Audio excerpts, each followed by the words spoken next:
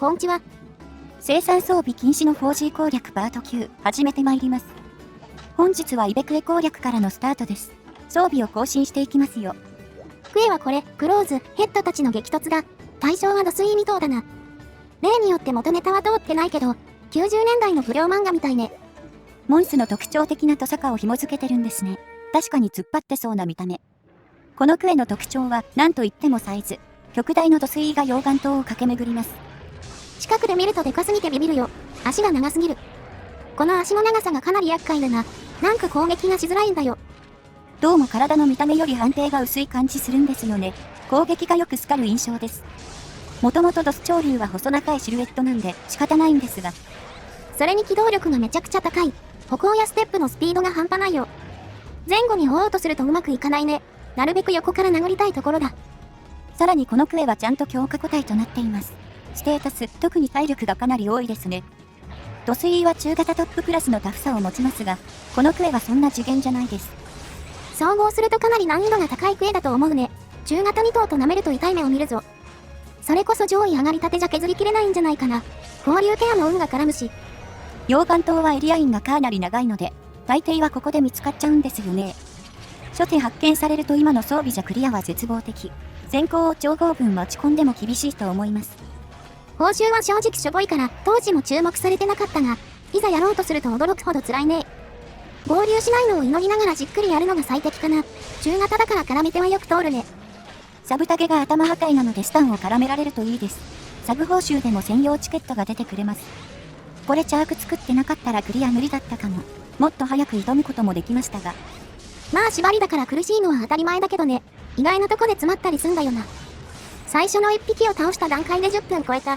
ちなみに順調にいった方にこれ。実は初手合流されないパターンを粘ってましてね。テイク数回目でようやく通せています。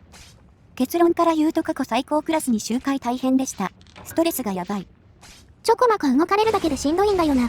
一回ステップされただけでめちゃくちゃ距離離されるし。挙句、毒液吐くために溶岩に入っていったり、マジでずっと相手のターンって感じだったわ。とある事情で周回の回数自体は抑えられるんですが、チケット4枚集めるだけで一苦労でしたね。1頭にしちゃえば多少自由に動くことができます。楽になるとは言い難いですが。広場に行けば段差使って乗り狙えたりするからね。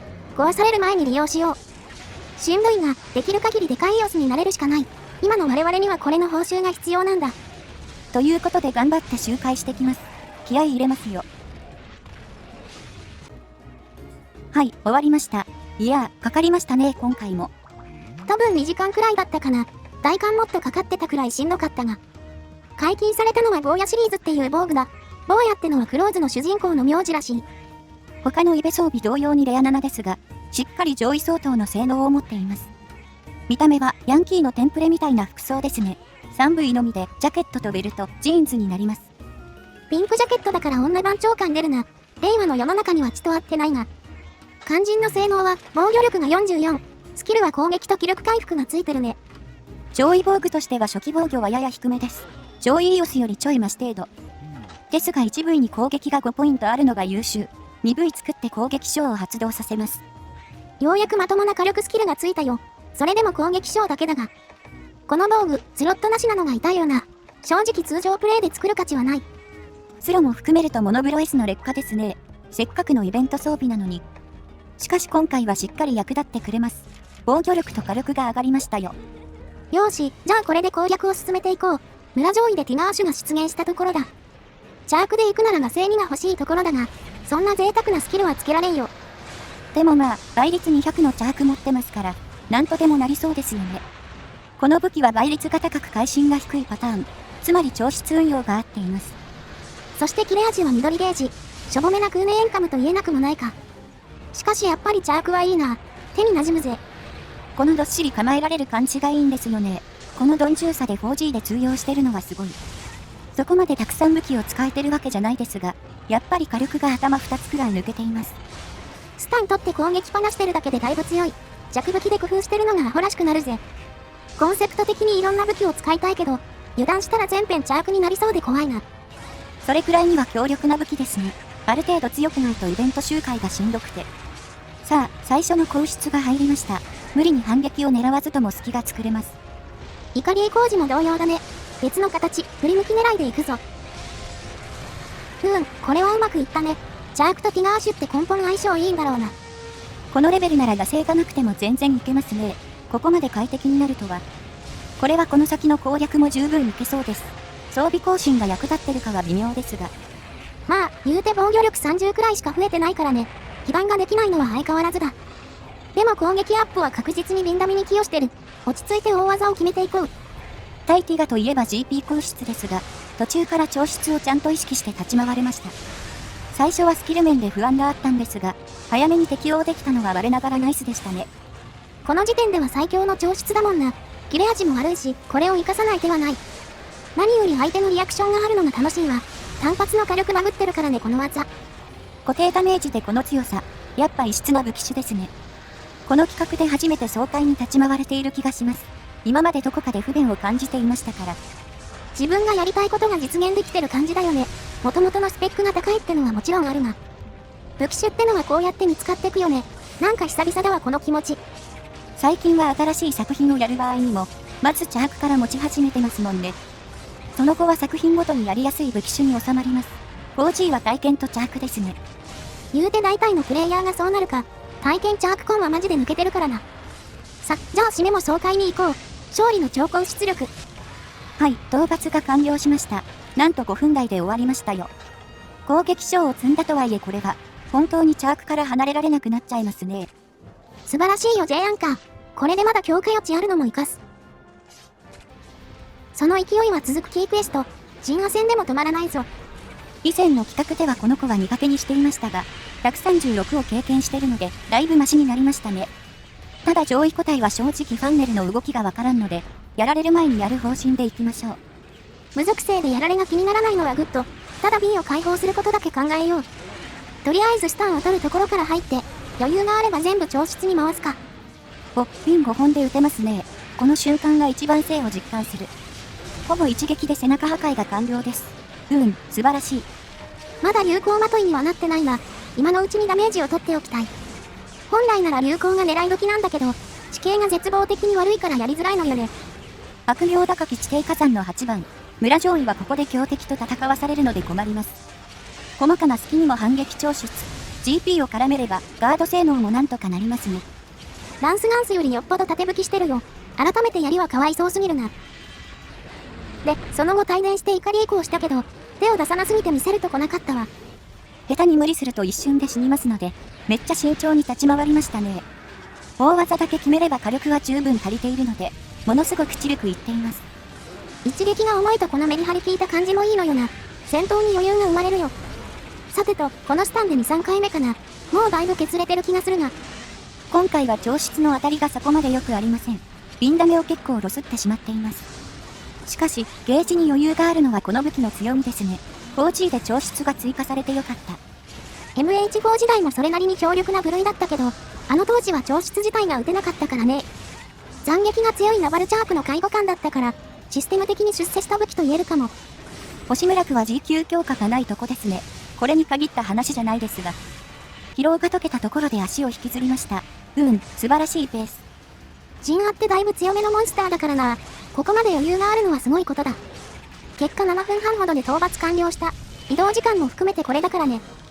狩猟もめちゃ好調ってほどじゃなかったですが、底知れないものを感じられました。陣亜を倒して竜エネルギーが抽出できたため、戦闘界で巨竜砲が完成しました。属性エネルギーを兵器に取り込むって、何気にすごい高度な技術っぽいよな。これで防衛システム完成かと思いきや、筆頭から新たな恐竜化の知らせが届くぞ。村上位はこっから難易度の上がり方がすごいです。お次の相手は恐竜カブラキディオス。上位の恐竜カブラキなんて最強クラスの相手。それをストーリーで攻略せねばなりません。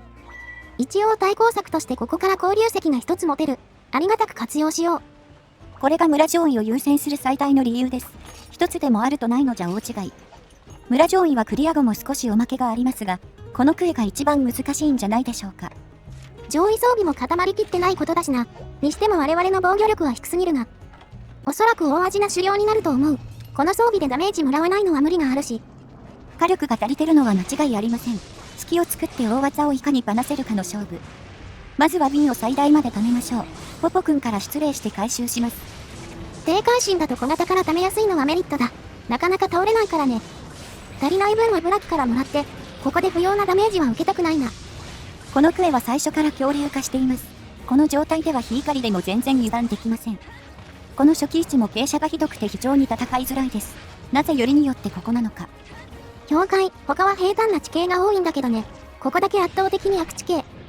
で、まず恐竜化の解除を狙いたいんだよな。ちょうどサブタゲになってるのもあるし。補助として落とし穴を持ってきています。ブラキは落とし穴が非常に有効な相手。最初の1回なら罠で蓄積値の大半の削れるので、これでスタートダッシュを決めようって作戦です。つってもプランがあるのはそこまでだけどな。それ以降は多分気合でなんとかするわ。威嚇に合わせて慎重に罠を設置だ。石を研いだ後にかかるようにしよう。ここで攻撃をもらうと年金が面倒です。しっかり隙を見て仕掛けましょうね。よし、無事にかかってくれました。あとは瓶が続く限り攻撃しましょう。頭が結構上下するからタイミングが難しい。左右に動かないのはいいんだけど。うまく解放が噛み合えばすぐスタンにもつながる。かなり長く隙を作れるぜ。これは理想というか想定通りの展開ですね。無理に調子いかなかったのナイス。ブラキのスタンは起き上がりまでが少し短いです。その後の威嚇も含め活用する意識で。瓶もまた回収できたな。これは方向に GP 反撃が取れそうだぞ。